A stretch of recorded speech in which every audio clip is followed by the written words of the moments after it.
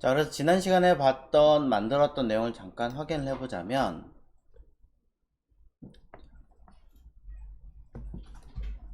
자, 이렇게 돼 있었습니다. 자, 상단에 로고와 내비게이션 형태를 치르는 형태, 그리고 뭐 멤버 관련된 위치가 있었고요. 광고가 있었고, 인디케이터, 그 다음에 뭐 여러 가지 형태가 들어있는 내용과 각각의 내용들이 구성이 되어 있었어요. 뭐 저는 다 한 건 아니었지만 현재 이런 형태로 만들어져 있다 정도로 분석할 수 있는 거고요. 자, 여기에 관해서 이제 추가적인 내용과 기능들을 한번 진행해 보도록 하죠.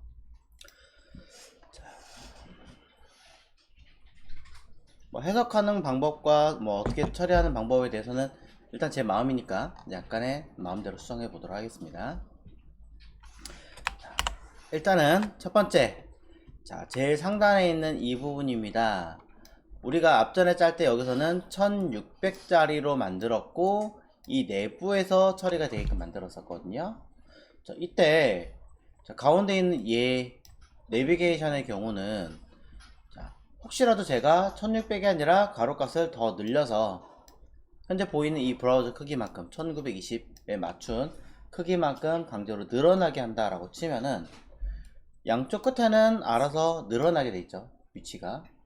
자, 그걸 뭐 어떻게 틀을 잡아놓고 진행한 게 아니기 때문에 얘네들은 마찬가지 양쪽으로 움직이게 돼 있습니다. 뭐 그런 사이트도 실제 있으니까 괜찮지만, 자, 문제는 가운데 있는 내비게이션이에요.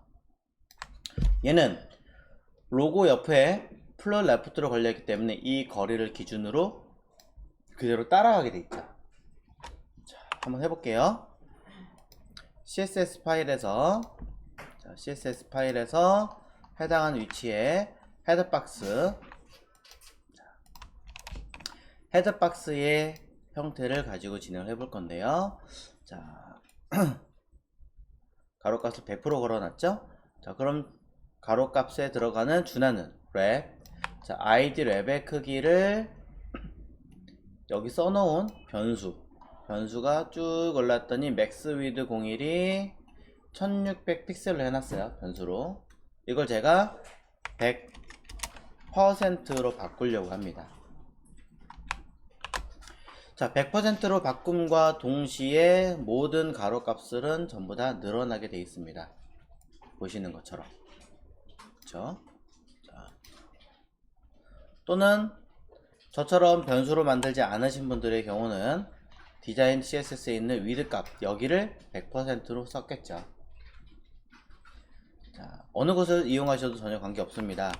100%로 사용함과 동시에 감싸고 있는 가로값은 id 랩이 100%가 될 거고 그 안에 있는 위드 헤드박스의 경우도 100% 꽉 차게 처리가 될 거예요. 자, 그렇기 때문에 보시는 것처럼 전체적으로 쭉 늘어나게 만들어 줍니다.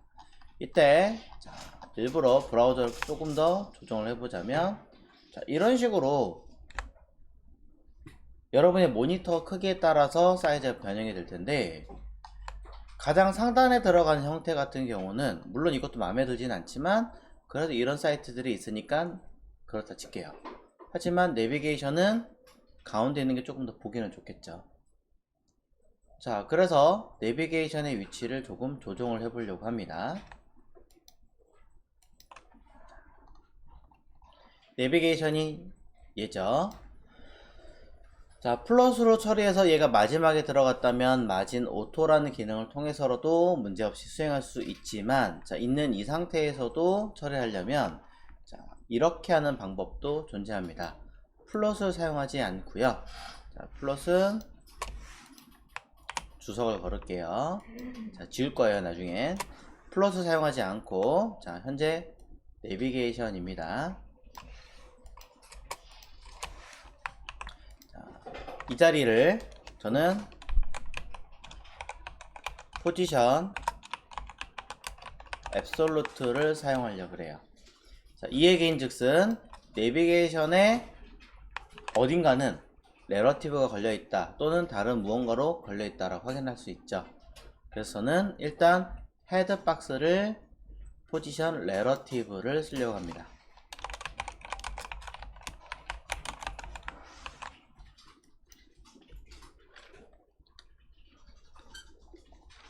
물론 스크롤을 계속 움직였을 때 상단에 고정시키려고 한다면 포지션 픽스드로 사용하셔도 됩니다만, 자, 일단은 그렇게 하는 목적은 아니기 때문에 가운데 오게끔 위치를 잡아주려고 하고, 자, 그 다음에 가운데 오게끔 해보겠습니다.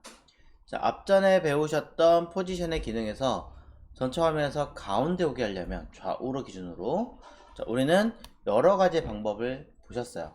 뭐 가장 대표적으로 레프트 제로에 라이트 제로를 썼고, 이것을 가운데 처리하기 위해서는 마진이라는 값을 오토로 처리하는 방법이 있었죠.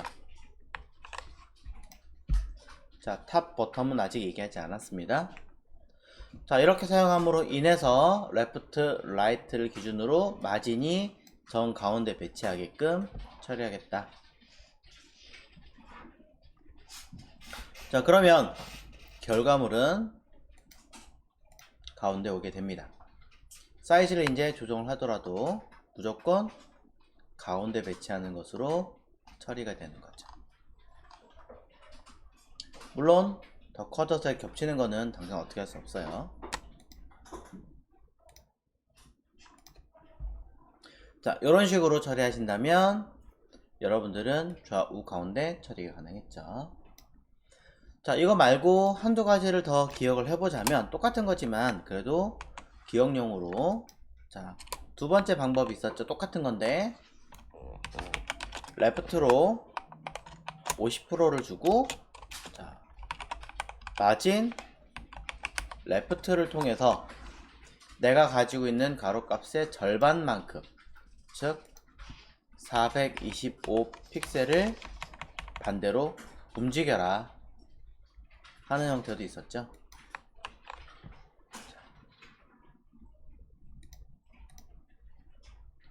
자, 이렇게만 쓴다면 위에 있는 것과 거의 비슷한 형태로 사용해서 똑같이 가운데 배치할 수 있게 되었습니다. 자, 어느 걸 쓰더라도 전혀 관계가 없어요. 그거 말고 또 하나 더 있던데요 라고 한다면 물론 있죠.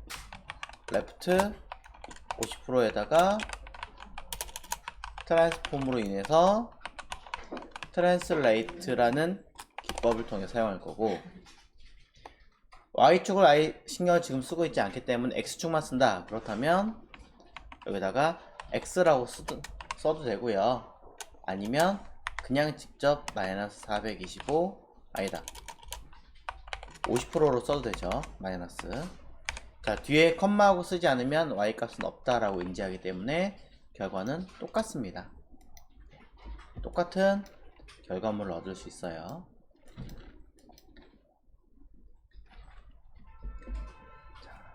세 가지 모두 알려드리고 있고, 이 방법을 가장 많이 썼을 거고, 트렌드상 현재는 요거를 좀 많이 쓰고 있고, 자, 개인적으로는 이것도 많이 권해드린 형태입니다. 자, 세 가지 중에 어떤 걸 쓰시든 전혀 관계가 없고요. 자, 탑 볼게요. 자, 현재로서는 자리가 배치가 되어 있으니까 안 써도 문제가 없을 수 있으면, 그래도 혹시 모르니까, 자, 탑 하고 위아래 움직일 거 없으니까 그냥 제로 써야지 라고 하시면 생각보다 어이가 없는 현상이 생기죠. 패딩을 주었던 공간만큼 다시 돌아가게 되는 형태가 됩니다. 즉, 부모에서 패딩을 주었던 그 크기는 아무 의미가 없게 된다라고 이야기를 드릴 수 있죠. 그래서 그 크기만큼 내려와야 돼요. 또는 아래쪽 기준으로 잡아주시든지. 그래서 탑 34 픽셀이라고 명확하게 써주지 않으면 안 되더라. 자, 내려오는 거 확인 가능하시겠죠?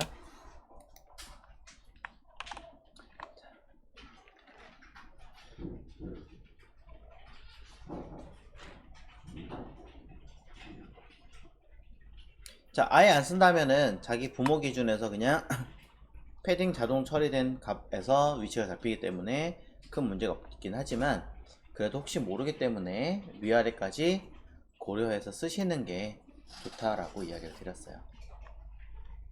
자, 이렇게 하시면, 자, 가운데 제가 나중에 이 사이즈를 마음대로 이렇게 조정한다고 하더라도 큰 문제 없이 배치가 된다. 또는 브라우저들이 F12를 딱 눌렀을 때 가장 쉽게 보실 수 있는 형태. 자, 여기 보면 요거 스마트폰 아이콘 있죠?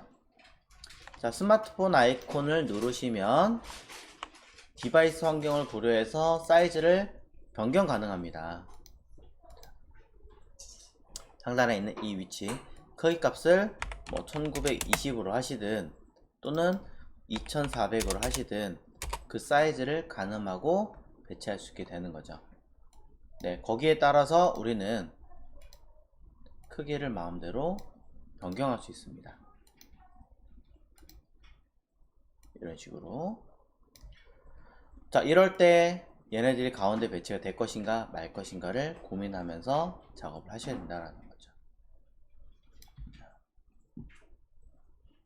자, 내 기기가 해당하는 브라우저 크기만큼 다 지원하지 않을 때에도 이것저것 신경 쓸 때 처리 가능한 방법이니까 기억을 해주시면 좋을 것 같고요. 자, 첫 번째 이야기 정리를 했고요. 자, 그 다음 두 번째. 자, 두 번째는 아래에 있는 광고 내용입니다. 자, 요 내부에 광고가 여러 개 들어가겠죠. 광고가.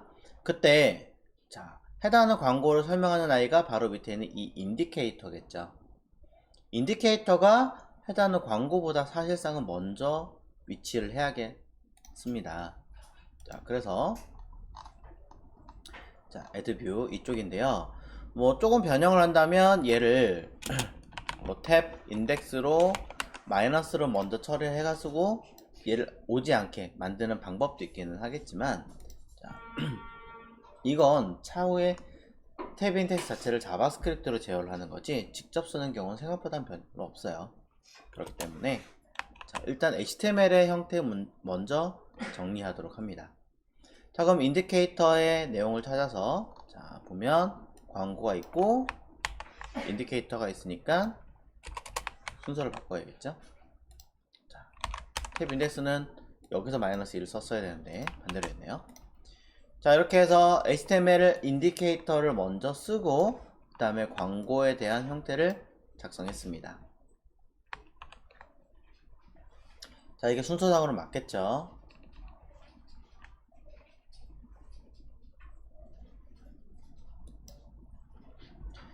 자, CSS를 아직 뒤집어서 수정하진 않았지만 어쨌든 현재로서의 결과물은 이렇게 바뀌는 게 맞고요.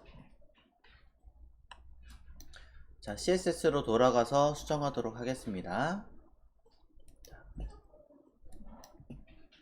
자, CSS 상에서는 위치가 add view box라고 하는 이곳입니다. 자, 작성되는 내용이 view outer가 나중에 인디케이터가 먼저니까 코드도 직접 바꿔놓고 쓰시는 게 자, 확인하기 편하시겠죠? 자, 이 자리에 있던 것을 이쪽 아래로 옮겨 놨어요.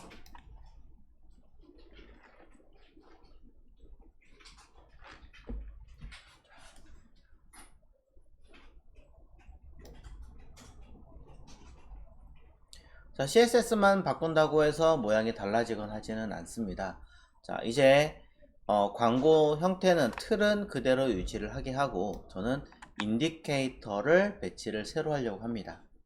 인디케이터가 먼저 썼기 때문에 아래로 배치되게 만들어 줘야겠죠. 자, 그래서 인디케이터를 저는 포지션 앱솔루트를 쓸 거고요. 자, 얘는 누굴 기준으로 id add view box를 기준으로 수정할 거기 때문에 여기다가 포지션 relative로 쓸 거예요. 자, add view box 자체가 뭐 움직이거나 위치를 틀어지는 건 아니기 때문에 포지션 relative만 써도 할 건 없죠. 자, 인디케이터가 썼기 때문에 앱솔루트를 작성해 놓고 자, 위치 자체는 아래쪽에 위치를 해야 되기 때문에 탑보다는 버텀을 사용하는 게 낫겠죠. 버텀을 사용하도록 하고 여기 아래에서는 28픽셀만큼 떨어져서 처리해라 라고 써놓은 게 있기 때문에 맞추겠습니다. 28 픽셀이라고. 자, 이렇게 해놓고 나서 일단 확인을 해보면 보시는 것처럼 아래쪽에 배치하게 되어 있습니다.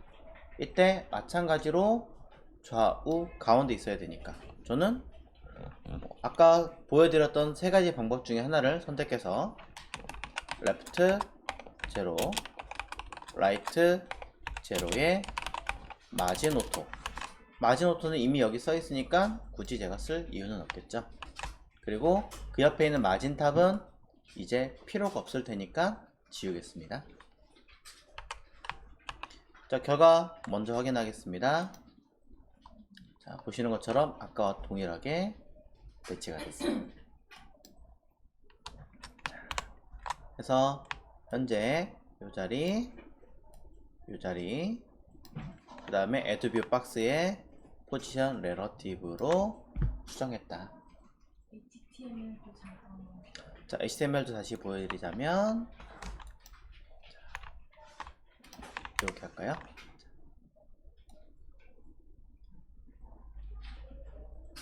자, 이렇게 되어 있습니다.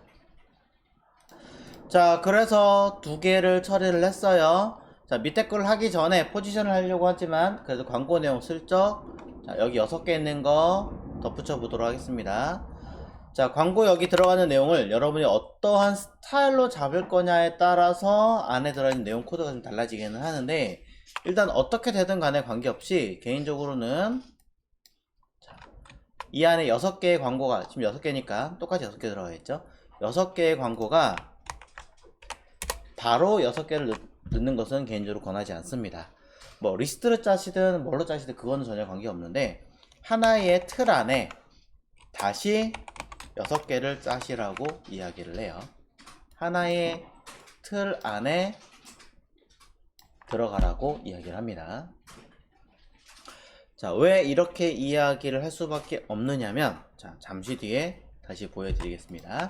자, 진행해 볼게요. 자, 리스트로 짜면 그래서 전 더 좋아하는 편이지만 그냥 div로 갑니다. 여기다가 자, 클래스, 자, 뷰, 자, 뭐라고 쓰면 좋을까요? 자, 에이리어라고 쓸게요. 자, 광고 영역, 자, 광고 영역을 감싸는 곳, 자, 해서 이 안에는 자, 클래스, 자, add라고 쓰면 좀 그렇게 되니까 자, 뷰 1, 2, 3, 4, 5로 쓰겠습니다.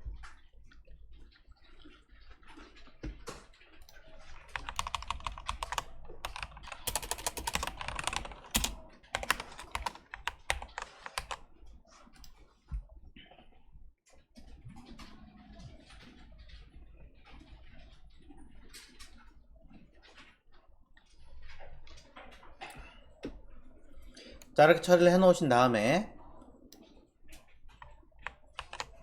자, 여기 있는 뷰 아우터 있죠. 자, 아우터를 안에 있는 내용이 어떻게 될지는 모르겠습니다만 일단은 저는 여기다가 포지션 렐러티브를 써주겠습니다.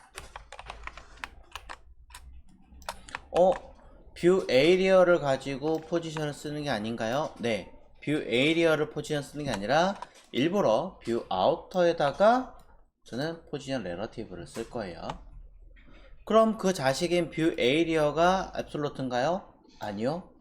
앱솔루트를 만약에 쓴다면 여기 있는 이 6개에다가 앱솔루트를 쓸 거예요. 자, 왜 이렇게 하는지, 자, 조금 어려우실 수도 있지만 한 번씩 해볼게요. 자, 방법 1. 자, 광고 영역을 자, 같은 곳에 배치하는 하여 처리라는 방법으로 해보겠습니다.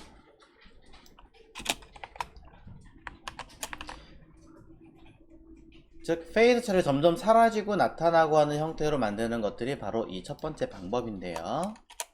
자, 이렇게 하는 경우에는 이 뷰 에이리어 자체는 큰 의미는 없어요. 자, 그럴 때는 여기다가 뷰 에이리어를 가로값 100%에 높이값 100%로 처리하게 합니다.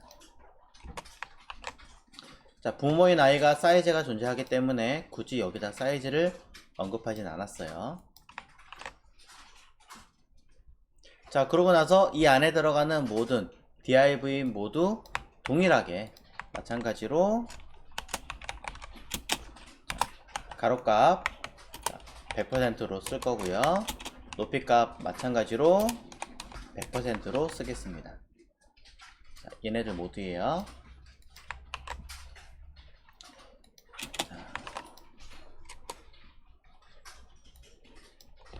여기에 자, 구분하기 위해 색깔도 필요할 테니까 자, 백그라운드 컬러는 각각 써야 되니까 이거는 각각 랜덤으로 써주도록 하죠.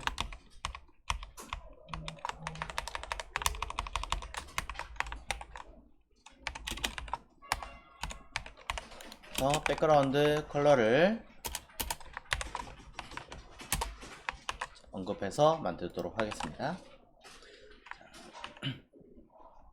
단 보여야 되니까 자, 폰트 사이즈를 그리고 글씨 색깔을 자, 언급하겠습니다.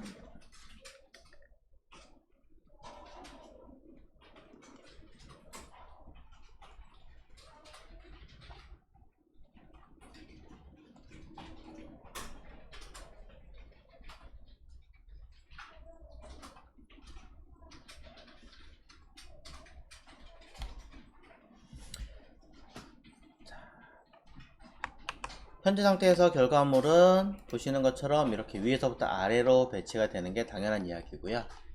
자, 저는 이 상태에서 같은 자리에 배치한다 라고 언급을 했기 때문에 자, div를 포지션 앱솔루트를 할 거고 탑 제로 레프트 제로로 처리할 거예요. 인디케이터와 겹칠 일은 없겠죠. 아무래도 자, 레러티브로 언급을 해놓은 형태이기도 하고 자, 안에 있는 이 div들을 앞뒤 순서를 바꾸기 위해서 제가 했던 방법은 이거였죠. z 인덱스 값을 내부에서 자,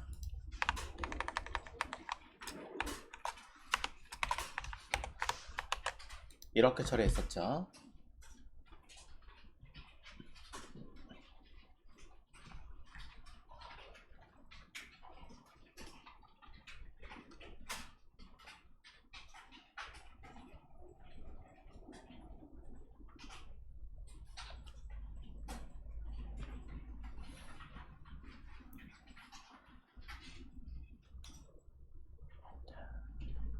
이렇게 처리하고 결과를 확인해 보신다면 하나가 이렇게 나타나게 됩니다.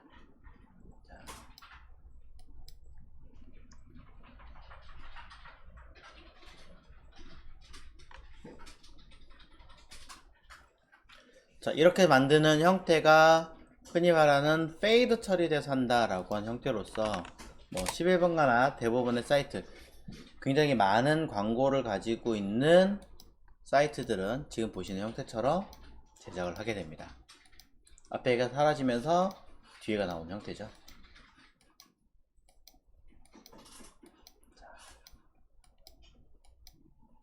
뒤에는 광고가 크게 넘어가는 건 신경 쓰지 마세요. 지금은. 자, 이게 첫 번째 방법입니다. 내가 어떻게 사이트를 제작할 것인가 중에서 자연스럽게 앞에 화면이 사라지는 경우에 처리하는 형태고요. 자, 현재 여기다가 첫 번째에다가 디스플레이 놓으면 실제로 나중에 이제 이렇게 처리가 되거나 다른 방법으로 처리가 될 거니까 첫 번째를 숨겨버리면 두 번째가 나타나게끔 결과가 나오면 문제가 없는 거죠. 또 이 상태에서 두 번째를 숨겨버리면 세 번째가 나오면 됩니다. 실제로는 숨긴다기보다는 숨겼다가 맨 뒤로 가서 처리가 되는 게 맞지만 자, 그거는 지금 하는 게 아니라 차후에 만들어지는 형태이기 때문에 자, 첫 번째 방법 정리해 보시고 자, 정리 확인하셨다면 얘는 주석을 걸어서 자, 닫아주겠습니다. 첫 번째 광고에 대한 이야기였습니다. 자, 이제 두 번째 방법 할게요. 앞에 거는 주석을 걸어 주셔야 되겠죠. 자, 똑같이 클래스 뷰 이름 뭐지? 자, 에이리어죠. 에이리어 가지고 처리할 건데, 자, 이번엔 가로형 슬라이드 배너를 만들어 보는 방법으로 처리하겠습니다. 자, 디테일하게 짜는 것은 JS로 좀 더 디테일하게 레이아웃이나 구조를 새로 짜야 돼요. 그렇기 때문에 자, 지금 설명드리는 거는 그 개념만 이해한다고 보시면 될 것 같아요. 자, 일단 여기 들어가 있는 이미지 몇 개예요? 총 6개죠. 그렇기 때문에 이 뷰 에이리어는 가로값을 600%로 배치를 하셔야 돼요. 더 정확하게는 하나 더 들어간 700%가 맞긴 하지만, 자, 일단 600%라고 쓰겠습니다. 자, 그러고 나서 높이값 100%라고 쓸게요.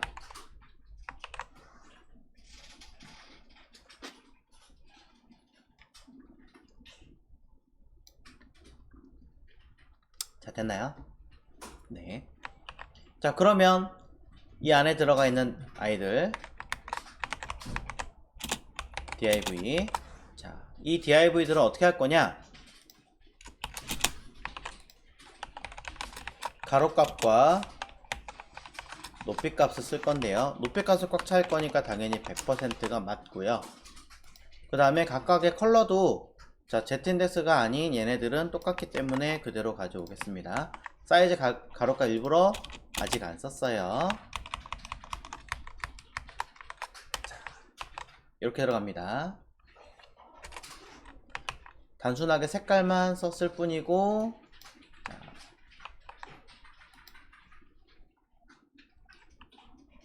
여기에 div가 옆으로 이 안에 있는 거 나란히 가야 되니까 저는 플롯 레프트로 처리를 해 주어야겠죠.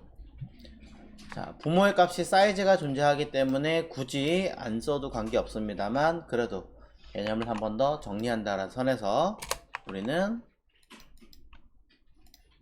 이 아이의 알고 있어야 되는 거, 그냥 알고 있어라 쓰는 거예요.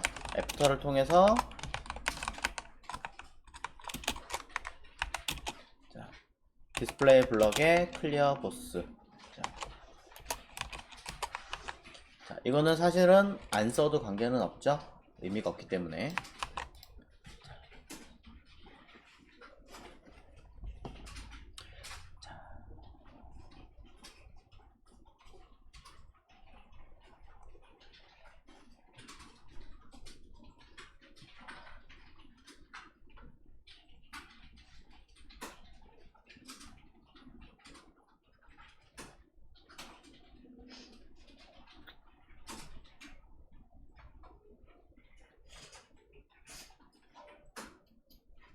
자, 그러면 자, 가로값을 사용할 건데요. 자, 가로값은 얼만큼 될까요?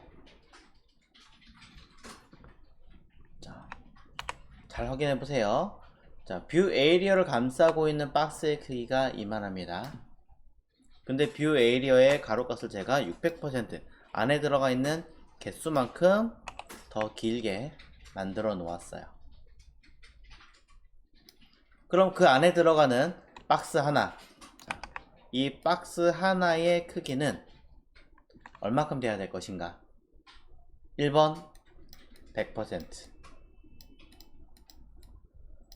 2번 600, 아니다, 100 나누기 6%,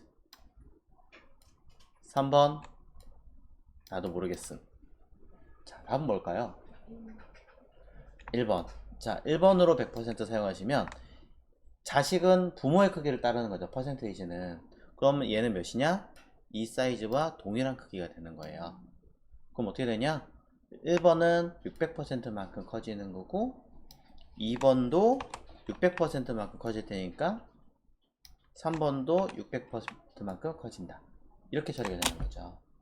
즉 내가 원하는 크기보다 뭐예요? 6배가 더 늘어난 크기로 만들어지게 되겠죠.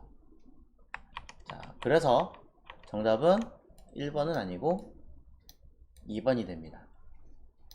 자, 퍼센테이지라고 하는 것은 누구 기준이에요? 항상 나의 부모 크기 기준이에요. 항상 부모의 크기를 기준으로 처리되기 때문에 여러분이 신경 써야 되는 건 지금 이렇게 쓸 수밖에 없으니까, 자, 100% 나누기 6에 들어가는 값을 써야 되겠죠. 네. 실제로는 계산을 해야 되겠지만 너무 기니까 이렇게 썼어요. 자, 그래서 플롯을 이용해서 배치를 하신다면은 1번부터 6번까지가 가로로 옆으로 나란히 처리가 됩니다. 결과 한번 볼게요. 1번부터 순서대로 차곡차곡 들어가는 걸 볼 수 있죠. 이렇게 하셔야 되고, 당연히 넘친 건 뭐 하셔야 돼요? 숨겨야겠죠. 어디서? 여기서 쓰면은 의미가 없죠. 가로가 600%니까 누구에게 넘치는 것을 느낍니까? 당연히 그걸 감싸고 있는 전체 크기를 오버플로우 히든이라고 쓰셔야 된다라는 거.